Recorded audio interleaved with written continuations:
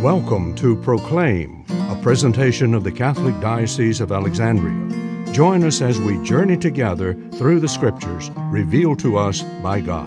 Good morning and welcome to Proclaim. The next story that Mark gives us in the ministry of Jesus is part of this, what some have sort of described as a typical day in his ministry. Not that every day was like this, but it just kind of goes through the day and Jesus encounters different settings, different people, different needs. And Mark tells us how he handled it, how he dealt with it.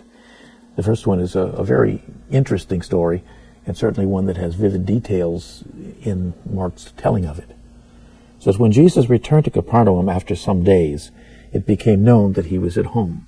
And so once again, his reputation apparently is now becoming somewhat widespread.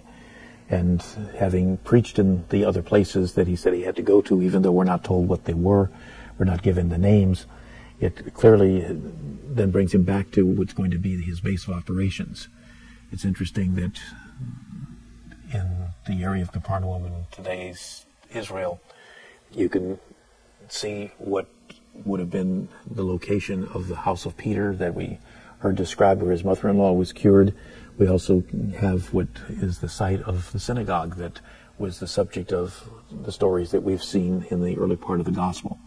And so now we find a very unusual story opening up about another person who was in need of healing, but additional problems made that opportunity to come to Jesus far from easy, far from ordinary, and yet we find great creativity of people who want to come to present someone they care about to Jesus to be able to be given a blessing of healing.